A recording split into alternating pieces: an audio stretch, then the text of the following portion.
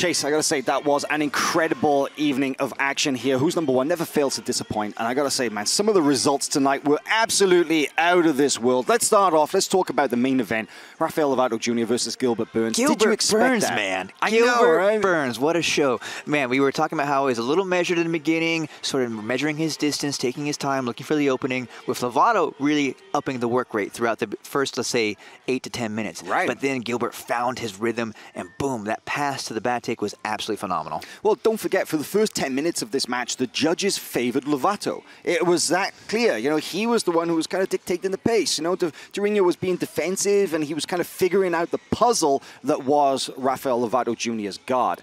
And he said, man, I saw the slightest opening, the tiniest opening. I knew I had to go, and he went. He was gone, he was through, he was on the back, and a very, very solid decision win there. Definitely want to rewatch that one later, but shout out to Gilbert Burns for being a champ, and can't wait to see him back in the UFC very soon. Let's talk about the co-main event now, because this match, Rotolo versus William Tackett.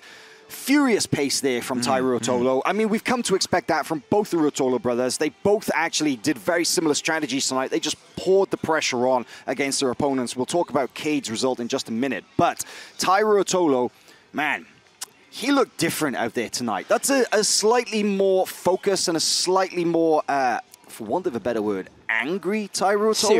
Serious. There, thank you. Let's call it serious. And I have to agree. You know, there's a little bit of grit to his game. Let's talk. I mean, we saw some of the shades of Wagner out there with the hand over the mouth, making things a little ugly. But what I really admired about his game was the work rate. And also, I loved diving back takes, right? Oh, yeah. That was so exciting because he entered a little bit of a dangerous scenario where William was looking at a leg, had a good bite on a leg, and Ty had to make the right moves to go ahead and try and take the back and successfully turn that into a sweep in the process. Really, really great match from Rotolo, and a pretty dominant win, I'd say. It was. I mean, there was absolutely no debate or discussion whatsoever. The decision was 100% unanimous, and I mean, everybody could see that the moment that that they got up at the end of the match. Ty was just possessed in that match, man. It looked like he really wanted to make a statement, and I feel like he did that. So, also shout out to William Tackett taking the match on short notice, saving the co-main event. Kid's got an amazing heart, and we'll see him back very soon, I'm sure. Oh, 100%. Yeah, we love that guy, and love to see him back on Who's Number One. Let's work our way down through the card. PJ Barge versus Nikki Ryan. A split decision win for the Danaher Death Squad welterweight. Competing here in the 175-pound catchweight match. This was an interesting clash of styles. Of course, you know, PJ's wrestling and his base, a very difficult opponent to score on. Nikki Ryan, though, definitely was trying, but the strategy, it just didn't quite work out in his favor. He was working after those wrestling reversals, but man, PJ's ability to shut those down and to escape from danger, just a little too good. Yeah, one thing that really stuck out from Nikki Ryan's post-match interview was that he felt he had a really hard time holding PJ down when he successfully took him down briefly, right? And I think that's something he's taking home with him. He seemed very, let's call it what it is, upset about the way that match played out. He was not happy with that win, and but we did see an evolved Nikki Ryan, right? This was a new form from him. Yeah, I mean, it happens. You're going to try out a new style, of course. You know, it's not always going to go to plan as maybe it did in the gym. But, you know, what he's been working on in the gym, he got a chance to try that out against one of the best in the division at that particular style. And I don't think he looked bad, but it's definitely a lot to work on back in the gym. And I'm sure he'll be addressing that as soon as possible.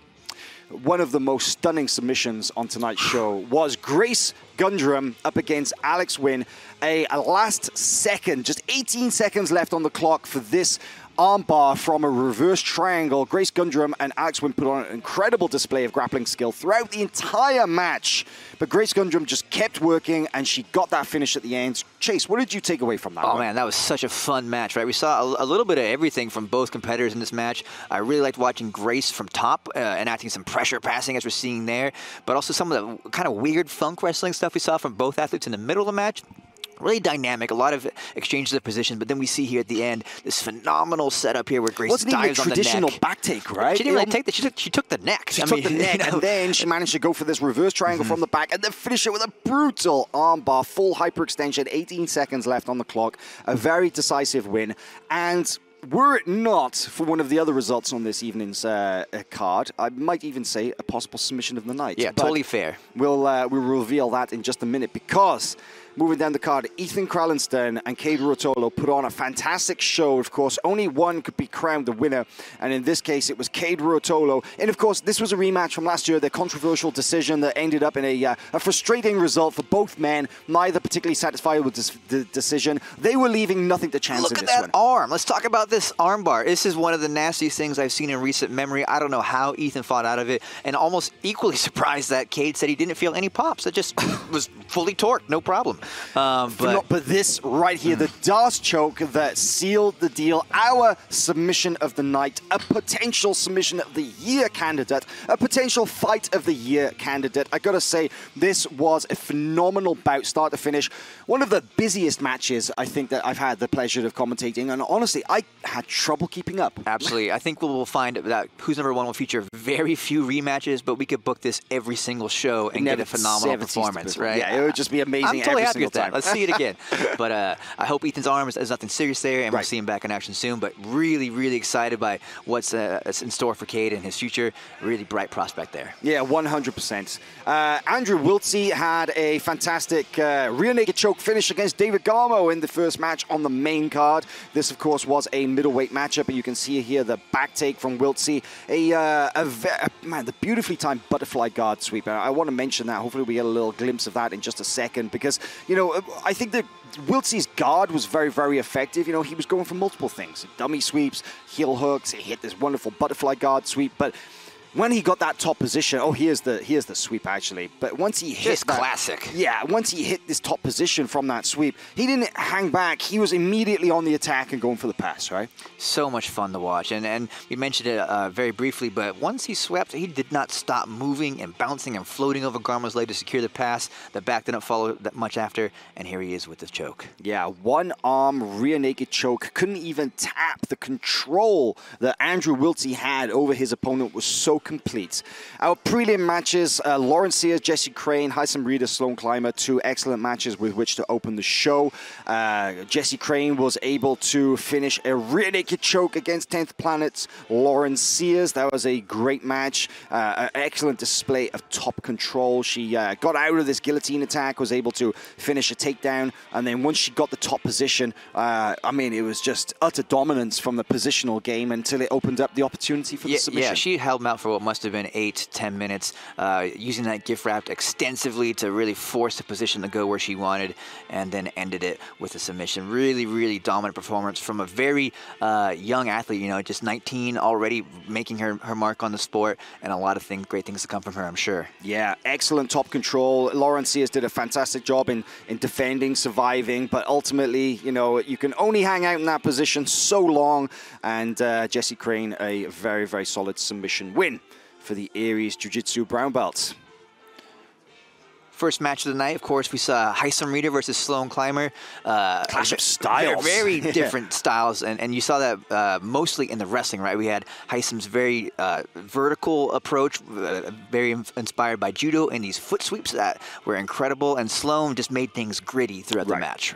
Yeah, I think Sloan's compact base in comparison to Heisam's 6'5" frame definitely caused some problems early on, but then Heisam figured out how to use his frame. And you'll see right here one of those takedown attempts from that clinch control, outside trip, big takedown. Definitely earned him the decision here. I feel that those takedowns and once he got on top, the passing and the control was what earned him that decision. And yeah, a little frustrating earlier on, but it took him a while to figure it out. And once he did, it was in the swing of things. Well, it was very comfortable and clear decision for the black belt, based now out of Detroit, Michigan. Fellow teammate of David Garmo. Great team to have there, and it's always fun to see smaller squads produce such high-level athletes, right? It's amazing talents there. Well, I gotta say that was a phenomenal evening. I had so much fun calling the action. Chase, it's been a pleasure. It always is. It's always a lot of fun, right? And we'll be back. We're coming back next month. We have a new main event. We just announced it tonight. Gordon Ryan will be facing Luis Panza from Checkmat.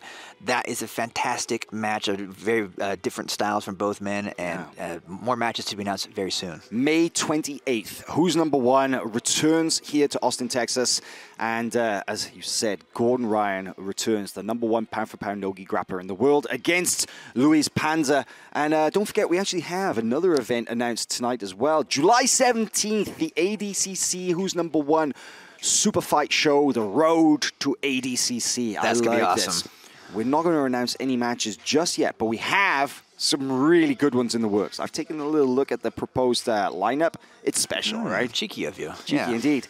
Our submission of the night goes to Cade Rotolo of Atos for that phenomenal Darce choke finish against Ethan Kralenston in what was, as I said, a potential Fight of the Year candidate, and definitely a candidate hitting that shortlist already for Submission of the Year. Cade Rotolo, phenomenal performance, a very decisive finish, a great match. Guys, that's it. Thank you for tuning in to another successful Who's Number One. Very happy to be here. I'm Chase, my co-host Hywel. We're out. We'll see you next month. Take care.